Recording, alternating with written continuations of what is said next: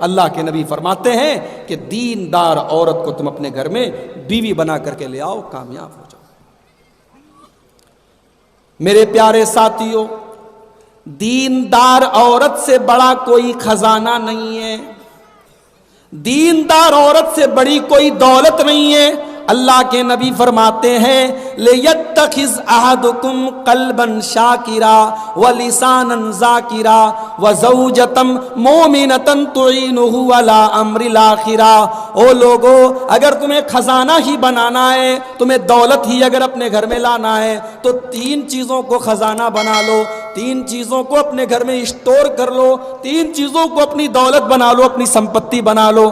قلبًا شاکرا، اپنے سینے کے اندر ایسا دل پیدا کرو جو دل اللہ تعالیٰ کا شکریہ ادا کرنے والا ہو، جس دل کے اندر ہمیشہ اللہ تعالیٰ کا شکر ہو، ایسا دل پیدا کرو جو اللہ کا شکر ادا کرے، جس دل کے اندر ناشکری نہ ہو۔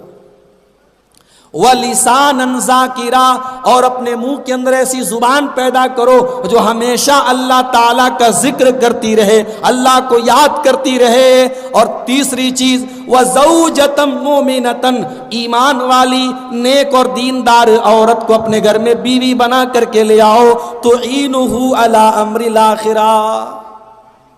یہ جو آج کل لو میرج ہو رہی ہے، پہلے تو بہت کم سنائی دیتا تھا، اب بہت ہو سنائی دے رہا ہے۔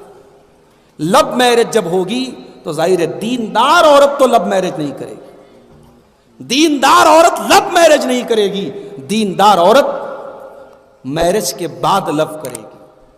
اسلام میں لو میرج نہیں ہے، اسلام میں محبت کر کے شادی کرنا نہیں ہے، اسلام میں شادی کر کے محبت کرنا ہے۔ اسی لیے اللہ نے جب میاں بیوی کے رشتے کا ذکر کیا تو کیا فرمایا؟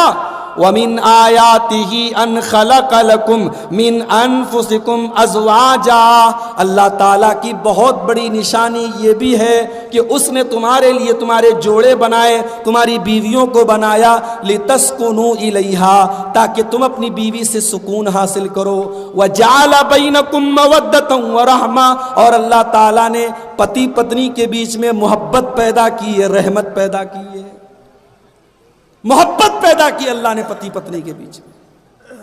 یہاں تو بغیر شادی کے زنا ہو رہا ہے، بدکاری ہو رہی ہے، اور اس کو لو اور پیار کا نام دیا جا رہا ہے۔ اللہ کی قسم، وہ لو نہیں ہے، وہ لشٹ ہے، وہ پیار نہیں، وہ ہوس ہے۔ محبت وہ ہوتی ہے جو نکاح کے بندھن میں بندھ کر کے جب عورت آپ کے گھر میں آتی ہے، وہ آپ پر جان چھڑکتی ہے، آپ اس کے اوپر جان چھڑکتے ہیں، اس کو محبت کہتے ہیں۔ اور وہ محبت موبائل سے نہیں پیدا ہوتی، وہ محبت سوشل میڈیا سے نہیں پیدا ہوتی، وہ محبت اللہ پیدا کرتا ہے۔ اللہ کہہ رہا ہے ہم نے میاں بیوی کے درمیان محبت پیدا کر دی۔ اور جانتے ہو میاں بیوی کا رشتہ بڑا پیارا رشتہ ہوتا ہے۔ اللہ نے فرمایا ہن لباس لکم وانتم لباس لہن، اے مردو تمہاری عورتیں تمہارے لیے لباس ہیں، اور اے عورتوں تم اپنے مردوں کے لیے لباس ہو۔ مرد عورت کے لیے لباس ہے، عورت مرد کے لیے لباس ہے۔ لباس کا مطلب کیا ہوا؟ بھائی میں کرتا پائجامہ صدری پہن کے آپ کے سامنے بیٹھا ہوں اس لیے کہ یہ لباس مجھے اچھا لگتا ہے۔ آپ میں سے بہت سارے نوجوان ٹی شرٹ پہنتے ہیں، جینس کی پینٹ پہنتے ہیں، کیوں؟ کیونکہ وہ لباس اسے اچھا لگتا ہے۔ اللہ تعالیٰ کیا کہہ رہا ہے؟ مرد عورت کے لیے لباس ہے، عورت مرد کے لیے لباس ہے۔ یعنی عورت کی زندگی سے، شوہر کی زندگی سے بیوی کو نکال دو تو شوہر کی زندگی بلیک اینڈ وائٹ ہو جائے گی، بیوی کی زندگی سے شوہر کو نکال دو تو بیوی کی زندگی بلیک اینڈ وائٹ ہو جائے گی۔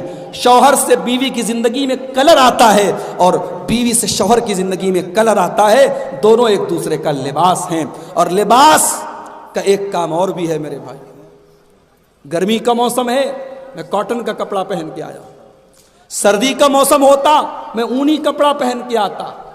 موسم کے حساب سے ہم کپڑا پہنتے ہیں، ہمیں کپڑا اور لباس موسم کے اثر سے بچاتا ہے، موسم کے نقصان سے بچاتا ہے۔